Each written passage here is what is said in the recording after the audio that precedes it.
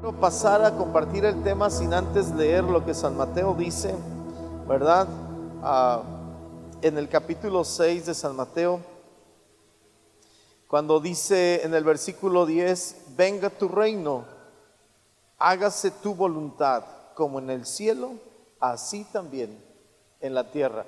Y cuando hace mención Jesús en la tierra, no solo se está refiriendo en el mundo, porque nosotros cuando oramos esto, porque a veces no sabemos la oración del Padre Nuestro de memoria, o quizás la recitamos porque nos la enseñaron en catecismo, o nos la enseñaron cuando nos íbamos a bautizar. No sé si alguien de aquí fue a catecismo cuando se iba a bautizar de pequeño, lo bautizaron de pequeño, o quizás lo tomamos como una rutina porque suena chido, suena padre la oración, pero cuando llegamos al versículo 10, yo no sé si usted alguna vez le bajó de volumen o nunca lo repitió, porque entendemos que cuando decimos hágase tu voluntad, se refiere a que nosotros tenemos que hacer la voluntad de Dios, y a veces como que eso lo omitimos, ¿verdad? Porque hacer la voluntad de Dios cuesta. Hacer la voluntad de Dios no es nada fácil. Así es que cuando dice el versículo 10, hágase tu voluntad, se refiere a que tú y yo obedezcamos a Dios. Y hemos orado y hemos cantado esta hermosa adoración hace un momento, hace unos instantes. Y abre los cielos, muéstranos tu gloria y que venga tu trono sobre nosotros. Y yo creo que necesitamos, cada uno de nosotros necesitamos que el trono del Señor venga, se establezca, su gobierno, su dirección, su indicación sea cumplida entre nosotros. Mi esposa me decía, o me ha estado diciendo: ya tienes la predicación, porque hemos estado ocupados, ahora sí ocupados. Y yo le decía: sí, no te preocupes, no te preocupes. Anoche como a las 2 de la mañana me decía: hey, ¿ya estudiaste? ¿Ya estás listo? Y yo estaba ahí en el mueble descansando unos minutos. Yo le decía: tranquila, ya está, ya. Al rato veo en YouTube o algo y de ahí la bajo. No, pero Dios ha estado tratando conmigo ya hace algunos días acerca de lo que yo quiero compartir con ustedes. Así es que, ¿están listos? Amén. Y yo quiero hacer una pregunta y quiero que todos ustedes me ayuden en este momento. Y quiero preguntarles: ¿qué entendemos por confort? ¿Qué es para ti confort? Quizás es un colchón. Quizás para ti confort es un reposet. A ver, alguien que me ayude, que me quiera apoyar en esta tarde. ¿Perdón? Comodidad. Resumido en comodidad. ¿Alguien más?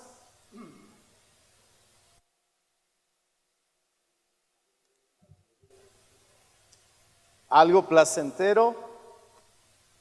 ¿Alguien más? Ayúdeme. Descanso, comodidad, placentero, descanso. ¿Alguien más? Quizás alguien de ustedes está pensando: pastor, ¿y si ahorita que estamos estrenando iglesia, estrenamos unas sillitas así como las de Cinépolis, ¿verdad? Que se hagan para atrás y tengan coderas y podamos poner ahí la coca y las palomitas. Pues puede ser.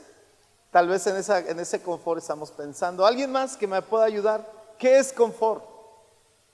¿Qué entendemos por confort aparte de comodidad, descanso? Que nada más se conformó con la palabra. Es algo que no te causa molestia, que ya está chido ahí, ¿no? Está bien, está bien. Como cuando hace calor y nos metemos a un carro que tiene un buen clima, ¿verdad? O vamos a Veracruz y nos metemos a un Oxxo, no para comprar, sino para descansar un ratito, y lo hacemos a loco, ¿verdad? Y después de 2 horas nos salimos.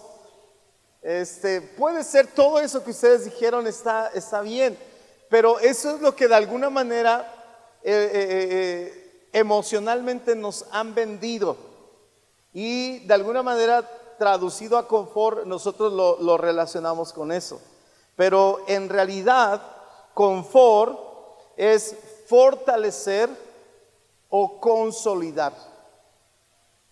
Confort es fortalecer o consolidar. En otras palabras, hacerse fuerte. Pero nosotros lo hemos traducido, ¿verdad? Y lo hemos pasado de una situación de sentido moral, porque fortalecerse o hacerse fuerte es un sentido moral, y lo hemos pasado a un estado físico material. Porque conforme en nuestros pensamientos no tiene nada que ver con algo de moral, sino en algo físico, ¿verdad? Pero quiero decirles que confort no tiene nada que ver con lo físico,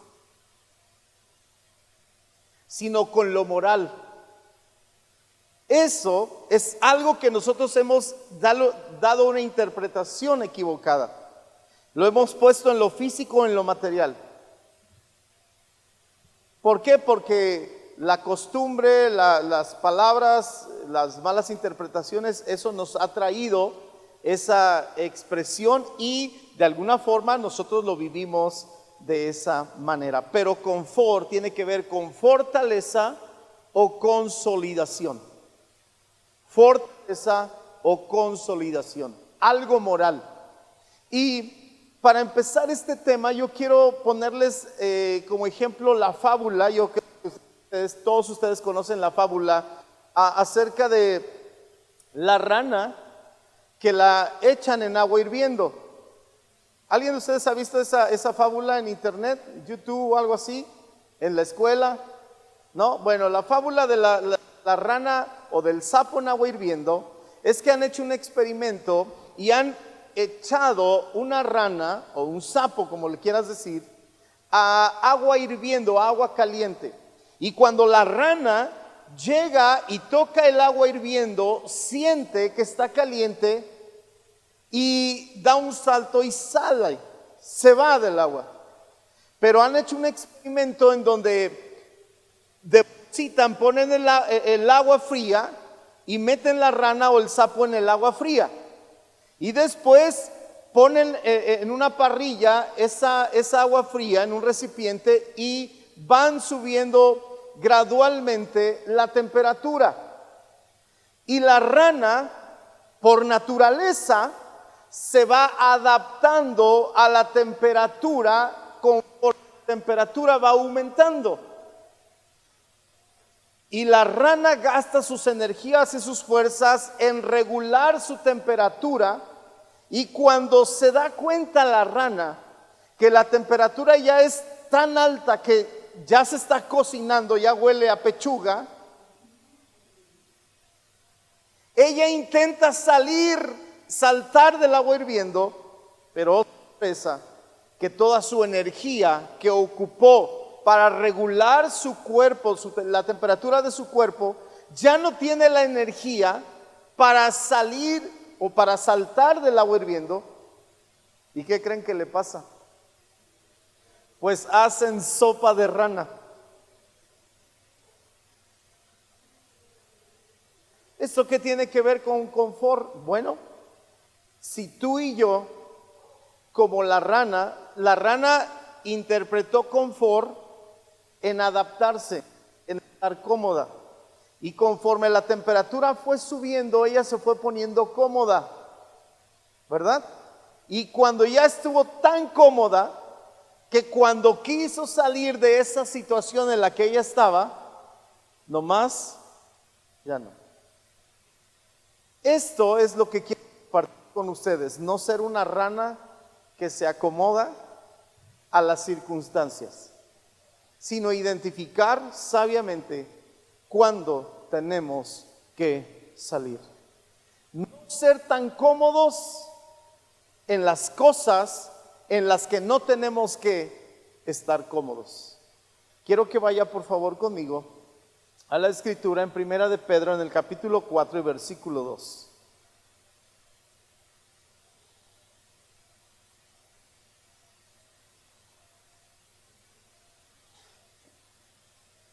Primera de Pedro, el capítulo 4 y versículo 2. Dice la escritura. De hecho, hace 8 días terminé con el versículo 3.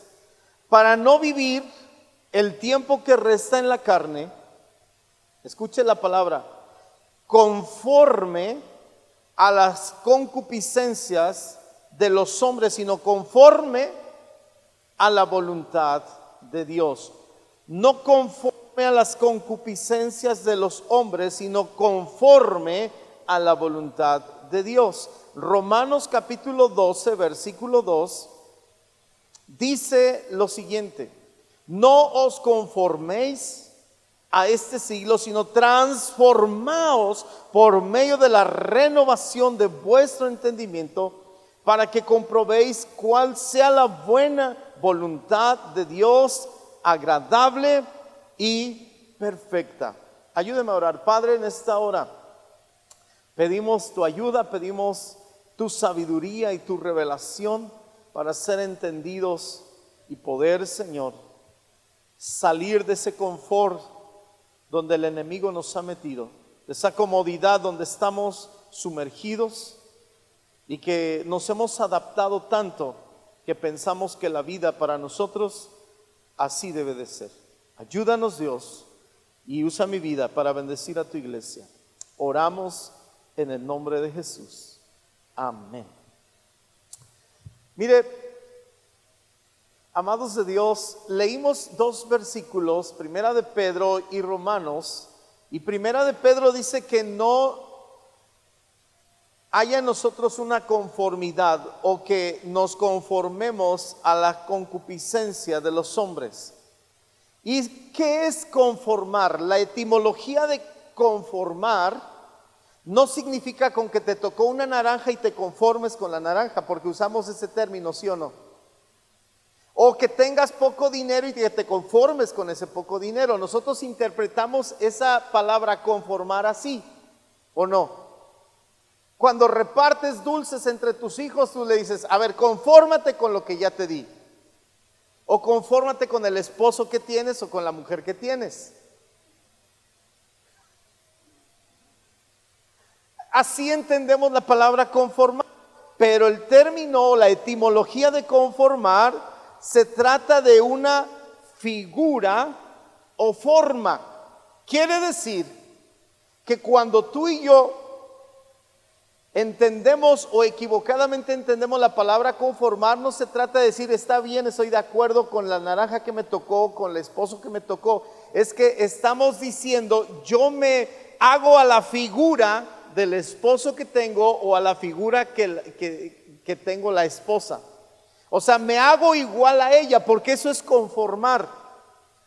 Hacerse igual a la figura o a la forma, eso es conformar. Ahora, también se puede hacer concordar, conectar o convivir con una cosa. Conectar y convivir con esa cosa. Por eso ese es el término o la etimología de conformar. Cuando tú y yo vivimos en una relación matrimonial, tú y yo nos hacemos como la esposa o como el esposo. Voy a usar un ejemplo.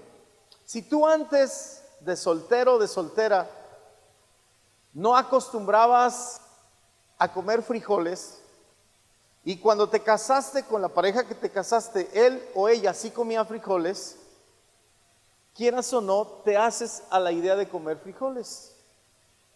Quieras o no. Quieras o no, te haces a la idea de vivir en alguna... a lo que me refiero es que en la parte más fuerte, lo que gobierna más en una relación es a eso que te acostumbras. ¿Sí me acuerdo? Sí me acuerdo. ¿Estás de acuerdo? Perdón. Ahora,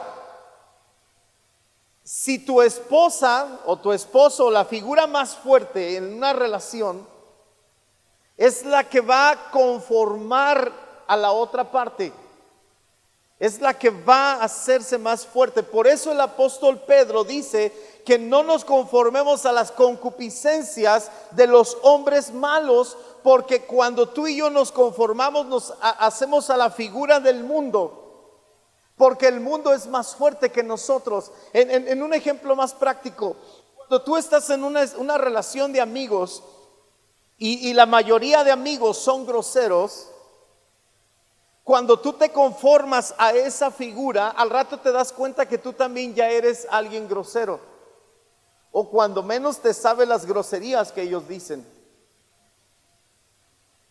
Ajá. ¿O no? Yo quisiera que van a vivir un mes o 2 meses en Alvarado. Y ustedes van a regresar hablando como alvaradeños. A donde tú vayas y la figura más fuerte que hay ahí, tú te conformas a ese sistema y te das cuenta que es ahí. Ahora, espiritualmente lo mismo, cuando tú y yo estamos en la iglesia, dentro de la iglesia es más fuerte que tú y que yo, y a veces nos adaptamos o nos conformamos a la iglesia, al rato te das cuenta que hasta las manos estás levantando, aunque no se costumbre hacerlo, pero a lo que me refiero es que te conformas, te adaptas a la figura que ya está establecida ahí. Cuando tú y yo no nos adaptamos a esa figura o nos conformamos a esa figura más fuerte, entonces huimos o nos hacemos a un lado.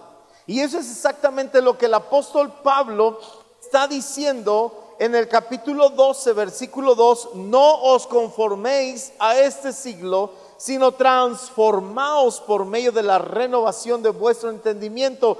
Pedro decía, para que conozcamos la voluntad de Dios. Pablo dice en Romanos, para que comprobéis cuál es la buena voluntad de Dios, agradable y perfecta. Ahora, ¿por qué te estoy diciendo todo este rollo? Porque mire, lo que el enemigo logra hacer entre nosotros es que nos mete dentro de un molde, un sistema o una forma. Y todos ustedes, yo no sé si usted se ha dado cuenta, pero todos nosotros tenemos diferentes formas de vivir nuestra vida. Yo no sé si se ha percatado, pero todos tenemos diferentes formas, moldes, modelos de vivir la vida. Ahora, ¿por qué digo esto? Porque a veces se nos hace chido alguien que está junto de nosotros, se nos hace buena onda, se nos hace, ay, qué agradable es. Solamente júntate un rato con él, convive con él un rato y te vas a dar cuenta cómo es él. ¿O no es cierto? ¿O no es cierto? Y decimos, ay, yo no pensé que fueras tan mala onda porque te veías tan buena onda, pero ahora que estoy una hora contigo, por ahí hay una frase, ¿no? Si quieres conocer al indio, convive con él o vive con él, algo así. Si quieres conocer a Andrés, vive con él un mes. ¿Cuántas de ustedes se sorprendieron de que el novio no era tan buena onda como aparentaba después de que se casaron y se fueron a vivir con él? Allá Miriam se rió y su hermana Karina. Ay, qué chavo tan guapo, tan buena onda, tan amable. Me invita al cine, me invita a comer, pero cuando te casas ni pa' frijoles te da. Le tienes que estar puchando porque ya se llegó la renta y aquel se hace como que la Virgen le habla.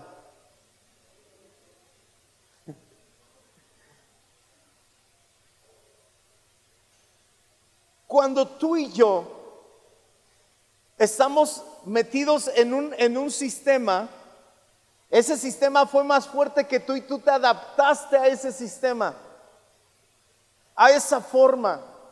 Y te pasa lo de la rana, cuando ya te quieres salir de ese sistema, ya no puedes. O a veces piensas que ese sistema es el más mejor del mundo y que fuera de ese sistema no hay. Un ejemplo, ¿cuántas veces hemos dicho, no, la vida se tiene que vivir así porque como tú la vives está mal? No, un matrimonio se tiene que vivir así porque tu matrimonio está mal porque ocupamos de modelo nuestro matrimonio. Y me parece que el matrimonio de todos es imperfecto, pero mi matrimonio es perfecto. Porque ya nos acostumbramos a una forma, a un sistema. Conforme tiene que ver a hacerse semejante a. Conforme tiene que ver con hacerse semejante a. Cuando tú entraste a trabajar en el área donde tú trabajas, un ejemplo, el hermano que trabaja en una gasera, en una gasolinera, como le quieran decir, su sistema de trabajo es, si despacha gasolina o diésel, ese es su sistema y eso es lo que vive. Ahora, ese sistema tiene un círculo vicioso. Aunque no lo conozcamos, la gasolinera, los dueños roban, los despachadores roban, todo es un rollo. ¿Sí me explico? Y él, si quiere estar ahí, va a tener que hacerse al sistema de allí. Si no, no hay forma. Él no puede llegar a cambiar el sistema. ¿Sí me doy a entender? Cuando tú llegas con un maestro en tal materia, esos desequilibrios suceden cuando están en la primaria y llegan a la secundaria de nuestros niños. Porque el sistema de calificar de la primaria es completamente diferente al de la secundaria, o el de la secundaria, el de la prepa, o el de la prepa, el de la universidad, ¿o no? Y ahí es donde nosotros tenemos desequilibrios y pensamos que nuestros niños se trauman y pobrecita de mi niña, me la hicieron llorar, pobrecita, y qué mal entendida la maestra, qué mala onda, qué desgraciado es el maestro, porque estamos acostumbrados a un sistema y cuando llegamos a un sistema más fuerte que cambia, o te adaptas o revientas. Y ese sistema nos ha viciado a todos y entonces entendemos el confort equivocadamente. Pero cuando tú estás consolidado y fuerte, no vas a cambiar al sistema, pero tampoco te harás conforme al sistema. Vas a cumplir tareas, si es cierto. Un ejemplo, cuando es la temporada de muertos o de todos santos y amenazan a nuestros hijos con que si no haces un altar o no llevas esto, te reprueban. Pues que te reprueben. Pero ¿cuántas veces tú has tenido que hacer lo que te pidieron que tenías que hacer porque no estabas consolidado ni conformado? Sino que entraste porque tuviste miedo de que te podían bajar calificación o reprobar. Conforme a la ley y a los artículos de las escuelas, no te pueden hacer eso.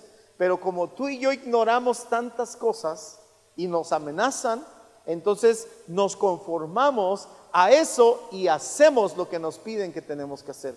Tú y yo, la única imagen y la única semejanza más fuerte que nosotros, a la que tenemos que conformarnos, asemejarnos, es Dios, es su palabra.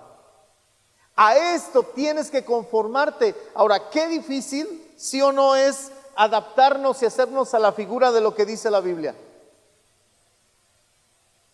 ¿O no es difícil? Sí, es difícil.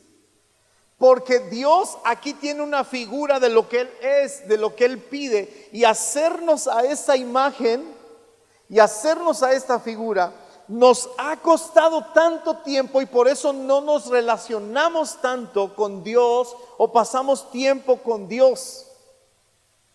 Mire, le voy a platicar, pasan fenómenos como estos. Yo he estado en institutos bíblicos, en escuelas bíblicas, y gente, jóvenes, hombres, mujeres, han estado tan metidos en la presencia de Dios porque ahí se crea un ambiente, y entonces ellos adoran, exaltan, glorifican a Dios. Pero cuando salimos de la escuela y regresamos a un sistema, ellos no se confirmaron, no se consolidaron, solamente estuvieron adaptados a ese sistema. Pero cuando salen de ahí, llegan a otro sistema y entonces se apartan de Dios, dejan a Dios. Sucedió en tantos campamentos donde yo estuve, y los chavos en un campamento adoraban, se hincaban, levantaban su voz, lloraban. Pero cuando llegábamos de ese campamento y cada quien se iba a su casa y empezaban su vida rutinaria, se olvidaban de las experiencias de bendición que habíamos vivido. ¿Qué pasa con ellos? ¿Qué pasa con esa situación? Bueno, pues lo que pasa es que el diablo, el enemigo, sabe que si te establece un patrón de vida, un formato de vida, tú y yo vamos a caer en el engaño. Y entonces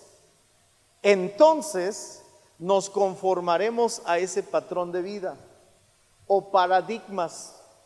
La etimología de paradigma significa un formato de hacer cosas. ¿Cuántas veces nosotros hemos caído en el error de decir, pues es que yo así vivo mi vida? Pues es que yo aprendí a que así se hacían las cosas. Quiero que vaya por favor rápidamente conmigo. Estoy por terminar, me faltan 2 horas.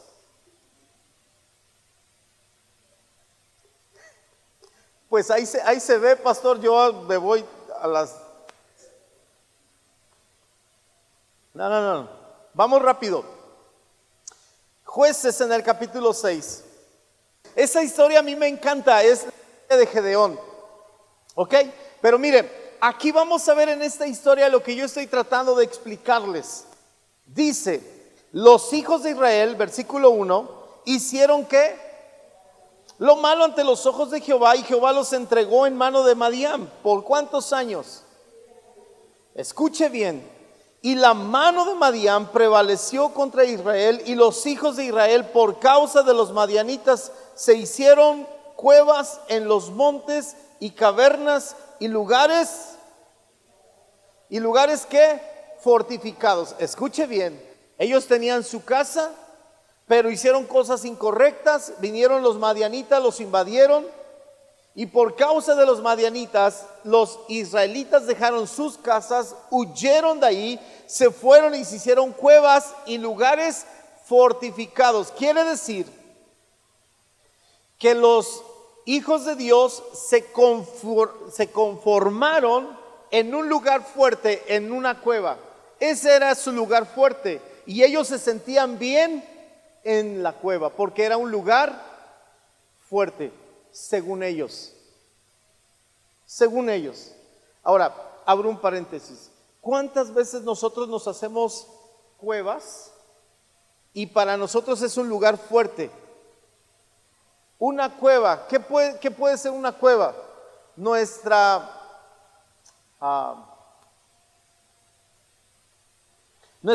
carón. Quizás puede ser tu recámara, quizás tu cueva puede ser tu celular, tu dispositivo, quizás tu cueva puede ser tu escuela, quizás tu cueva puede ser tu trabajo. Porque yo me voy todo el día al trabajo y a mí me vale un cacahuate todo lo que suceda alrededor, porque yo estoy en mi cueva. Y mi trabajo está chido porque ahí pues, la paso bien. Y ese es tu lugar fuerte. O quizás tu cueva sea tu casa, dices, yo por eso no salgo, estoy bien en mi casa. Pero ellos se hicieron cuevas por causa de los madianitas y lugares fortificados. Verso 3. Pues sucedía que cuando Israel había ¿qué? Sembrado, subían los madianitas y amalecitas y los hijos del oriente contra ellos, subían y los atacaban.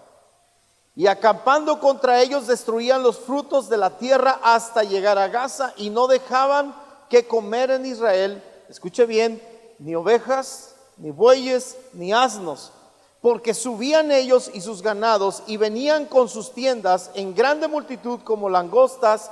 Ellos y sus camellos eran innumerables, así venían a la tierra. ¿Para qué? Ahora lea el versículo 6 conmigo.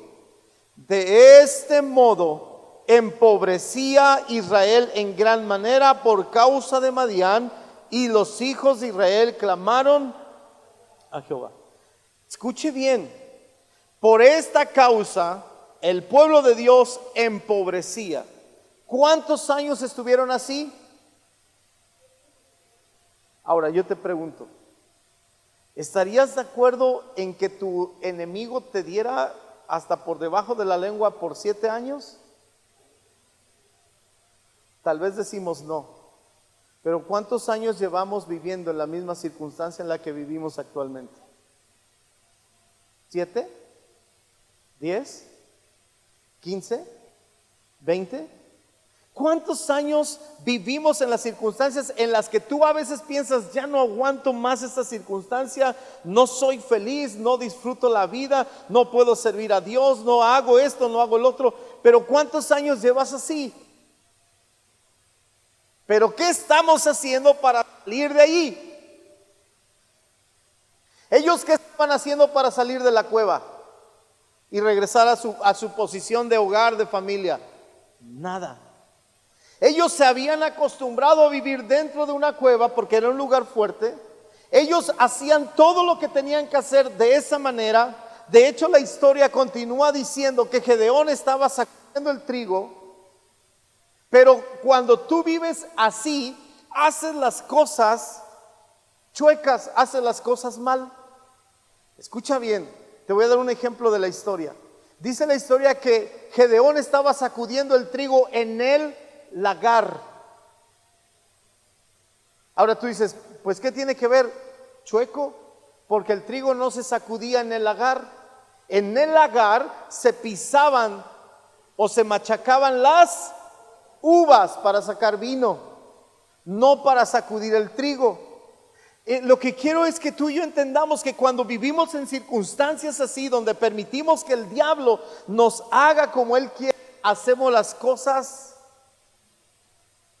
incorrectas. Es cierto, queremos hacer algo bueno porque él estaba bueno, estaba trabajando, estaba preparando el trigo, pero lo estaba haciendo de manera equivocada. ¿Cuántas veces, yo no sé si tú te has preguntado, cuántas veces tú has querido hacer algo bien porque tu anhelo es hacer cosas bien, pero la forma en que las haces no es la correcta? Por consecuencia, el resultado es incorrecto.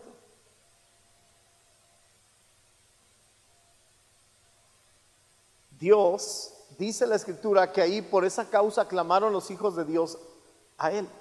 Dios envía un ángel, habla con ellos, no le hacen caso. Después el ángel ve a Gedeón y Gedeón platica con el ángel. Algo que no había sucedido por 7 años, pero sucede. Dios habla con Gedeón a través de un ángel. Y cuando Dios a través del ángel le dice a Gedeón, tú vas a cambiar esta situación. Él dijo, sí, Señor, heme aquí, envíame a mí. Él dijo así. No, Señor, si tú hubieses estado con nosotros, si tú estuvieras con nosotros, no estaríamos así. Vaya conmigo. Verso 13. Gedeón le respondió, Señor mío, si Jehová está con nosotros, ¿por qué nos ha sobrevenido todo esto? Tú nunca le has dicho a Dios, Señor, si tú estuvieras conmigo, esto yo no lo estuviera. ¿Nunca has pensado así? Pues Gedeón sí. Gedeón le dijo a Dios, Dios, si tú hubieses estado con nosotros, si tú estuvieras conmigo, esto no estuviera pasando. Ahora, ¿eso lo están pasando por qué? ¿Porque Dios no está con ellos o porque ellos hicieron cosas incorrectas? Porque ellos hicieron cosas incorrectas y se adaptaron, se acostumbraron a lo que hacía Miriam. Mira, escúchame bien. Cuando el enemigo quiere hacer estragos contigo y te acostumbras a lo que él quiere hacer, el enemigo así te va a tener. Así te va a tener. Si tú le permites que él se meta en tu vida, en tu matrimonio, en tu relación familiar, y le permites que él establezca esos patrones, así va a estar. Hasta que tú decidas y le digas al diablo, ¿sabes qué? Ya estuvo. Ya me tienes. Si quieres decirle una grosería, pues se la dices, al fin es el diablo. ¿Sabes qué? Te me vas de mi vida. Pero algo tienes que hacer. Algo tienes que hacer. ¿Quieres que cambie tu situación matrimonial? Algo tienes que hacer. ¿Quieres que cambie tu situación familiar con tus hijos? Algo tienes que hacer. ¿Sabes cuál es nuestro problema? Es que estás esperando que el esposo reaccione, que la esposa cambie, que tus hijos cambien. El que necesita hacer algo, eres tú. Eres tú. No es el esposo, no es la esposa, no son tus hijos. Dios te está hablando a ti. Porque Gedeón es lo único que, ay, si tú estuvieras conmigo no me pasaría. Deja de quejarte y escucha lo que Dios te está diciendo. Ay, Señor, es que yo soy el más pobre de mi familia. En otras palabras, yo soy el peor indicado. A mí ni me peles, Señor. ¿Qué fue lo que le contestó el ángel? Varón esforzado y valiente. Y Gedeón se estaba viendo como el más derrotado, el más pobre, el más insignificante. Y Dios le está diciendo, tú eres, mi hijo, tú eres. No, yo no. No, yo no puedo. No, yo no sé cómo. ¿Sabes por qué el enemigo te mete esa idea? Porque así como el sapo se hizo sopa en esa agua, te has adaptado a vivir así. Te has adaptado a vivir en la circunstancia familiar, en la circunstancia física, en la circunstancia económica, en la relación familiar que vives. Te has acostumbrado a eso. Y has pensado, algún día esto cambiará. ¿Sabes cuándo va a cambiar? ¿Sabes cuándo va a cambiar? Cuando decidas salir de tu confort, de tu comodidad, porque tú te adaptaste a eso, tú te hiciste a esa imagen, tú te conformaste a esa ideología y así te quedaste. ¿Y cuántos años llevaba el pueblo de Dios? 7. Yo no sé cómo podemos vivir tantos años así. Yo no sé. Bueno, sí lo sé. Sí lo sé, porque yo también me adapté muchas veces a vivir así, hasta que Dios me dio un estate quieto. Y me dijo, o haces algo o seguirás así, pero así vas a perecer. Y le dije, Señor, no. Cuando yo estuve en esa circunstancia, en ese calabozo, me encontré con un enemigo que por años nos traíamos, como decíamos por ahí, nos traíamos hambre. Y en la cárcel él me señaló y estaba con un grupo de personas. Y yo pensé en mi interior y dije, si yo me quedo aquí, o él me mata o yo lo mato a él. Porque así era, no había de otra. Pero Dios tocó mi vida y me abrió un panorama diferente y le dije, Señor, está bien, le entro. Y dejé de conformarme a ese sistema y dejé esa comodidad, porque saben que se hace uno cómodo a las circunstancias. Y a veces decimos, no, es que ya no aguanto, pero la neta o la realidad es que estamos bien. Nos sentimos chido así. ¿Saben por qué nos sentimos chido así? Porque no estamos haciendo nada para salir de ahí. Por eso pienso yo que nos sentimos bien. Nos sentimos bien por eso, porque no hacemos nada por salir de ahí. Gedeón no estaba haciendo nada por salir de ahí. Gedeón estaba trabajando para mantenerse ahí. Voy a volverlo a decir. Gedeón no estaba trabajando para salir de ahí. Gedeón estaba trabajando para mantenerse ahí. Porque si tú sigues leyendo, dice la escritura que Gedeón estaba sacudiendo el trigo para esconderlo de los madianitas. O sea, él quería seguir en esa condición. ¿Cuántas veces tú has intentado en tus fuerzas, en tu mente, según salir de eso, pero lo que tú estás haciendo es para mantenerse dentro de eso? Yo no sé si tú estás entendiendo o estás dando esta palabra de Dios para ti. Lo que Dios quiere es que tú y yo salgamos de ahí.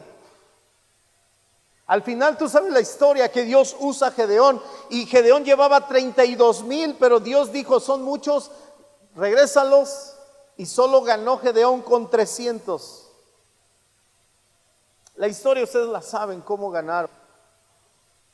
Pero Gedeón tuvo que salir de la comodidad de la cueva, del confort de la cueva, y hacer lo que Dios le estaba diciendo en un diseño de pelea, de lucha, de batalla que Gedeón ni se imaginaba, con cántaros y con trompetas. Él se hizo a la voluntad de Dios, se conformó a la voluntad de Dios, y fue así que ganó. Y fue así que dejaron las cuevas. Y fue así que Gedeón dejó esa cueva y esa manera de vivir por 7 años. No hay manera, escúcheme bien, iglesia, no hay forma de salir de ahí si no te pones las pilas y dices voy a pagar el precio. Si tienes que llorar, lloras. Si tienes que hincarte, te hincas. Si tienes que buscar a Dios, lo buscas. Si tienes que dejar la comodidad de tu celular, la dejas. Si tienes, lo dejas porque estás decidido a que algo cambie en tu vida, en tu familia, en tu relación. Es más fácil tronar relaciones que luchar por ellas, ¿o no es cierto? ¿No es cierto? ¿No te has encontrado a decir, sabes que ya no aguanto este hijo del diablo? Mejor cada quien. Es más fácil, o sea, es fácil, ¿sabes qué? Hasta aquí. A decir, me voy a poner las pilas, voy a luchar, yo voy a luchar. No estás diciendo aquel, lucha, porque si no me pierdes. Ajá. Pues aquel te contesta, pues no voy a perder nada. Entonces ahí empieza otra vez, ¿no? Amados, en realidad para Gedeón era más cómodo seguir sacudiendo el trigo en un lugar equivocado, esconderlo de los madianitas y prevalecer o seguir escondido en la cueva. ¿Por cuántos años? Por los que pasaran. Pero Dios le dijo, hey, tú eres un varón esforzado y valiente. Tú eres, tú traerás bendición a tu casa, tú traerás bendición a tu familia, tú traerás bendición a tu nación. Yo no, tú. Pero obviamente esto le llevó a Gedeón tener que salir de la cueva, hacer tantas cosas, obedecer a Dios, permitir que el reino de Dios se estableciera en él, cumplir su propósito. Yo creo que le llevó mucho trabajo, mucho desvelo, mucho esfuerzo, mucha dedicación, pero Gedeón lo hizo. Quiero ir terminando con otra historia. Jonás. Jonás era alguien que adaptaba a las circunstancias. ¿Huyó de Dios? ¿Sí o no? Porque no quiso obedecer. Y estaba tan cómodo que en el barco, miren, él y la tormenta y todo el mundo espantado. Y Jonás tuvieron que ir y despertarlo. ¿No se acuerdan la historia? Y le dicen, oye, ¿y tú quién eres? ¿De dónde vienes? ¿A qué Dios le perteneces? ¿A quién adoras? Sí, yo sirvo a un Dios que se llama Jehová. Pues mira, mira todo lo que está. Pues es que tal vez yo soy porque desobedecí a Dios. O sea, no sé qué onda Jonás, qué pensaba, porque le estaba yendo como en feria en el barco, en el mar, y él dice, pues tal vez soy yo porque desobedecí a Dios. O sea, ¿hasta dónde Jonás era tan cómodo en esa circunstancia que se le hacía tan poca cosa decir desobedecí a Dios? Pues tú eres el responsable, pues sí, échenme el agua si quieren, ¿no? Y sáquese de aquí, lo aventaron. Él está en el vientre de la ballena, o del pez, o del vacía, como quieran decirle, del gran pez. Y él está tan cómodo que pasa 3 días. Y al tercer día es cuando él ora a Dios. O sea, yo no sé, la neta, yo no sé quién puede aguantar en el vientre de un pez 1 hora. Bueno, pues Jonás aguantó 3 días y hasta el tercer día oró a Dios. Como que, ¿qué onda, no? Sí me estoy dando a entender que Jonás se adaptaba a todo tan fácil. Yo no sé si tú y yo nos estamos ubicando. Pues sí está mal la situación, pero ahí la llevamos. O sea, ya casi me mata ahorcándome, pero ahí vamos. Ahí vamos. Mis hijos casi me pegan, pero ahí vamos, yo los quiero. Ellos también, pero a veces se enojan y casi me tienen con la pata ahí en el cuello. Pero ahí vamos. No, hermano, tú y yo no tenemos por qué ser un Jonás adaptándonos. Y ya cuando de veras ya sentimos que de plano, los 7 años, hasta los 7 años clamaron. O sea, ¿por qué no clamaron el primer día? Jonás 3 días en el vientre del pez y hasta el tercer día es que ora a Dios. O sea, ¿qué ondas? ¿Qué pasó? ¿Cuándo tú y yo vamos a reaccionar y vamos a clamar a Dios para salir de donde estamos? Y bueno, ya sabe la historia. Clamó, Dios lo perdonó y el pez lo vomitó. Él cumple su acometido, su tarea, llega a Nínive, predica, y dice la historia en el capítulo 4 de Jonás que él se sienta en lo más alto de la ciudad y está esperando a ver qué es lo que Dios va a hacer. Si va a destruir a Nínive o lo va a perdonar. Y él se da cuenta que Dios perdona a Nínive. Y se enoja Jonás y le dice a Dios, Dios, yo sabía que tú lo ibas a perdonar, por eso yo no quería venir a predicarles, porque sabía que tú los ibas a perdonar. Pues sí. Se enoja tanto Jonás que le dice Jonás a Dios, mejor mátame, quítame la vida. A ver, Jonás, tranquilo, tranquilo, Jonás. Bueno, dice la historia que Dios, para calmar el enojo de Jonás, Dios hizo que naciera una planta y le produjera sombra a Jonás. Y Jonás pues dijo, no, pues está chido, aquí me quedo. Pero resulta que al otro día Dios, así como hizo que esa planta naciera, se secara. Y otra vez Jonás se enoja. Fíjense cómo Jonás se adapta a las circunstancias tan rápido. Tan rápido. Yo no sé qué tiempo te lleva a ti adaptarte a las cosas cómodas, entre comillas, o a las cosas malas. Porque podemos adaptarnos a eso. Y el enemigo puede usar cualquier cosa, algo chido o algo malo, y tú te adaptas. Y cuando te adaptas, ahí te quedas. Pero cuando Dios te quita la comodidad, ¿qué dices? Te enojas. Porque a veces es más chido tener dinero que no tenerlo. Pero ¿qué si Dios cierra las ventanas y te deja sin recursos, sin trabajo, sin dinero? Así como le pasó a la historia, en la historia a Job, y lo pierdes todo.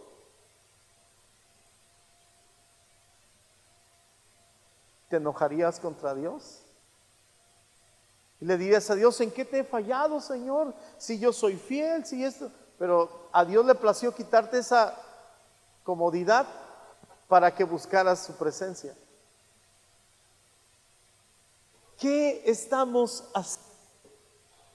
¿Cuándo vas a decidir no conformarte a lo que estás todavía conformado, para empezar a buscar más de Dios, para hacer su voluntad, para cambiar las circunstancias en donde tú vives, en donde tú estás?